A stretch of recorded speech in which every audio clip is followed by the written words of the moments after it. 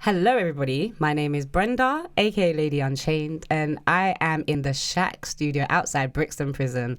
And most of you know me talking about my prison sentence and how it affected me. But what you also need to know is that I was not the only person that was affected when I was in jail. You know, my family, my friends, everybody was affected. And so it brings me great pleasure to have my beautiful mother here in the Shack studio. Hello, Mom. Hello, Brenda. How are you? I'm fine. How are you, darling? With all these cameras, I'm fine. I'm just happy to have you here. I'm very surprised that you said yes, because I know we get nervous. So thank you so much for doing this. You're welcome. We're just going to have a conversation and just maybe relive some things that probably we've tried not to relive, but we'll just see how it goes. So, do you remember when I got arrested?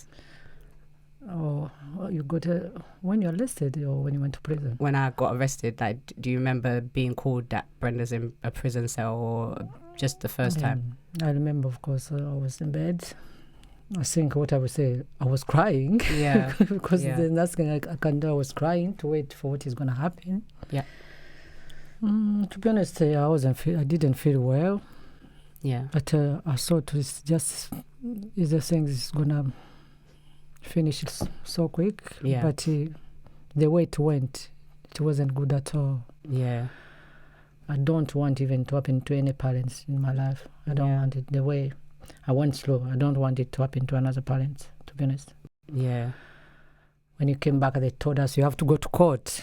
And I said, oh no. And so I had to go to look for the lawyers, isn't it?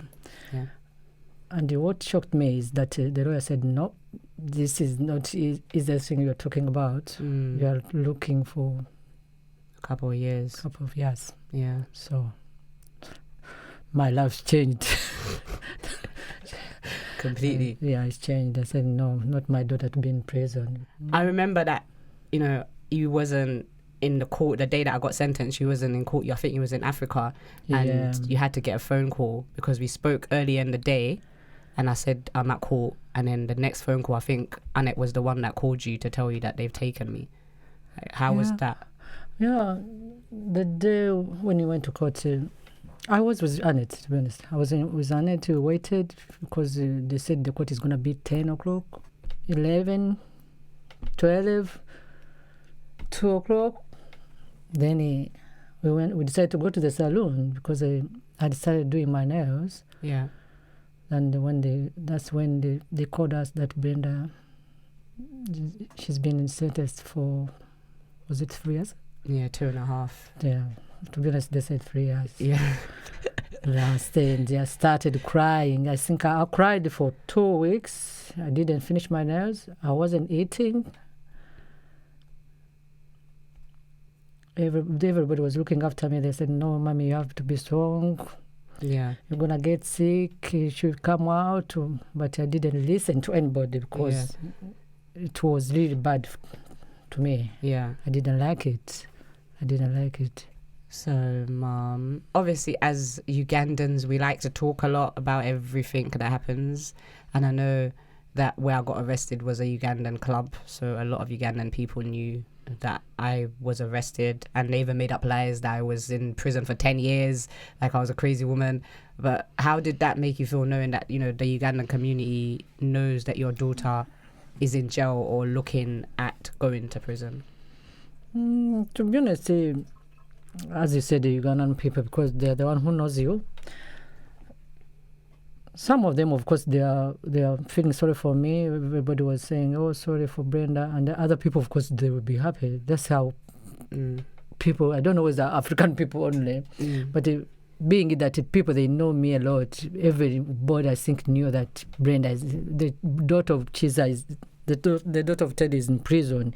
So in another way, I was embarrassed, and you don't know what to explain them. You have to explain them, oh, Brenda, she went to prison because of her sister. She was fighting for her sister. For them, as other people, they think you are drunk, that's why you fighted. So you have to explain everything over and over every time. This is this, and this. And now someone will call you, oh, what happened to, I understand Brenda is in prison. Why? And you keep on telling them. So that one made me down as well. Yeah. It wasn't good at all to me. So, Mum, when I was in jail, like, who supported you the most, like, you know, to kind of be strong about what was going on? Was it, you know, I know you prayed a lot and stuff, and I know you prayed it to every god as well, just so we know. But who was your, like, support system? To be honest, I would say it was only my children. Yeah. And the people who pray with us. Yeah.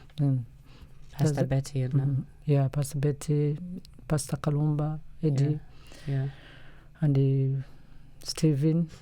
It's the people always go with us in church. Yeah. That's the only people. And my family. To be honest, it was my family and those people only. Yeah. I remember, like, you was asking me to pray a lot, and I just didn't want to pray at all. Like, I was like, no, God doesn't care about me. Like, what, you know, like, how did that make you feel, thinking that, you know, I'd kind of given up? Yeah, because the thing is, you know, Brenda, you grew up praying, you go to church, and they always tell you to trust in God. Yeah. But when you go to the state, at first I said, no, God, it wasn't fair at all. That was my story. It wasn't fair at all. So, to be honest, I stopped doing prayers for 1 week. Yeah. I said, no, I'm not praying now because God has forgotten me. Yeah. Yeah, and then I started praying. And your sisters as well. You know, she has sisters. Yeah. And they will keep on praying. Unfortunately, you end up in prison. Yeah. So I didn't like it at all. So, Mum, let's talk about the first visit that you know, had to come and see me in Holloway, which is now closed down. But how was that? Because, you know, it's a prison.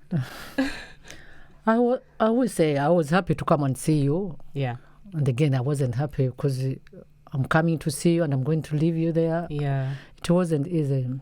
But I was happy to come and see you. That's it. Yeah. But when I saw you, I started crying, if you remember. Yeah. And you used to even ask me, Mommy, why are you crying? Don't cry. Everything will be okay. Yeah. So it wasn't easy at all. Because everybody was crying. Even your sisters was crying. The thing is, with people crying on a visit, then I will cry, and I didn't want you to make me look like I was soft and you know, like somebody that people can push around, because, you know, in prison you're not really meant to show weakness and sadness. So I guess for me, not crying was just a way of kind of pretending that everything was okay. Yeah, but you're talking like that because you're not a mother. It's true. I'm not a mother yet, but you know, I guess that was just my way of kind of keeping my guard up. Because I remember one time you guys were running late, like, and I had got really pissed off and I was angry and I was sitting on the side, and when you came I was like, you know what, if you're going to be late, just don't come, because like, I don't like sitting here waiting for you guys. And like, I know it made you feel bad, but like, yeah, like how was it a mother going through being searched, you know, knowing that you're running late? Because sometimes you get there on time, but you have to wait until they process you. So we as inmates, we're just there like, where's our family? Where are they? But they take a long time to process. How was that feeling? The thing is, when you are coming to visit you, because you know, when you're going to visit someone in prison, you make appointment and you know the day is coming. Yeah. Of course, you wait for this day like a Christmas. Yeah. So I'm sure you're gonna be late every time. Yeah. By the time come that someone who is going to take you, sometimes they are late. Yeah. So, and you end up you are late as well, because we used to wake up at 6 in the morning. You're gonna be there around 12. We don't know where we're going. Yeah.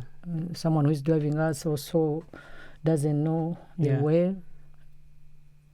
You don't feel well, and you know your daughter is there or your son is there waiting for you, because when you are late, you're not going to see someone. Yeah, it's true. It wasn't easy, to be honest. I remember Annette, when she came on the first visit, without you, she came with Noel, and I had plaited my hair, cane rode it, and I sat down and I said to them, you know, this is the last visit I want you to come to. I don't want to ever see you again. And they were like, Brenda, you cannot say that. And I was like, this is the last time I expect to see anybody, because I had given up. I'd completely, when I got to Holloway, I'd given up. And, even when I saw them, I was just like, this is the last, I'm not going to finish the sentence. Like, I didn't believe that I would be able to finish that sentence, but I did. Yeah, with God. With God. Yeah. And the love of my mother. Of course. You know? Yeah, so Mum, tell us about, because, people need to understand that as a family, we have family parties, we have family gatherings. Like, I'm always at the party doing a dance, everyone's always happy. So how was it that year, knowing that birthdays are coming up, we're having gatherings at the house, but I'm not there, like as a mother, knowing that I'm in prison? How was that? To be honest, there was no party at all. No party, no birthday parties. Life was difficult, to be honest. It was difficult. Most of the time when you are eating and oh, Brenda wants this, but now she is not eating it. So everything changed. Everything changed. Life was very, very difficult. Yeah. Because you are in prison, but it's like we are also in prison. Yeah. Yeah. Yeah. Sometimes we end up not talking to each other. Yeah. Yeah. And everybody has to cancel. Yeah. They cancel me, I cancel my children, they cancel me. That was their life. It wasn't easy at all. Yeah. Yeah. So, Mommy, obviously I'd done my sentence and it was getting closer and closer to the finishing date. Yeah, that time everybody was very happy. Yeah. And then we came to pick you up. That was the worst day. It was the day which, it's like I was going in labor. And we waited for Brenda. We were there in time. I think we were there at 7 o'clock in the morning waiting. People are coming. Brenda is not coming. I said, oh my God, they've changed it. They've changed it. It's just because you have never gone to labor. But I was like, I'm in labor waiting for my baby to come. So I cannot even, I don't know how I can tell you the way when I saw you when you were coming out. Did you hear me shout? Did you hear me shout? Yeah, we had you shouting. It was nice, to be honest. Yeah. It was like Christmas. Yeah. Literally. Yeah, that's when our life started again. Yeah. Yeah. I remember that you had a really good relationship with the probation officer, Daniel. Remember? Yeah. That was your friend. Yeah. You even called him like, Dan, they said no, you need to call the prison. That was your friend. He was a good guy. Yeah, he was good. Yeah. He was good and helpful. Very helpful. Yeah. And I think, can you tell people that, you actually had a relationship with the probation officer? Yeah. And at first I thought they're bad, but to be honest, they're not bad. Yeah. Yeah, when you get someone who is good, he's good. Yeah. They're good. And he helped us a lot. He did. And he used to counsel. Even he was counseling me as well as if he's my probation. He came, had tea and coffee with you. Yeah. See? So guys, you can have a good relationship with your probation officer, especially if your family outside are also trying to have the same relationship with the probation officer. So we had a good time. We even called him when we was late and said, Dan, we are lost, but we're coming back. And he said, don't worry, everything's okay. I'll call the people for you. So, Mum, when I first came out of prison, how was I? Like, how did you think I was different from the person that went into prison and came out, or?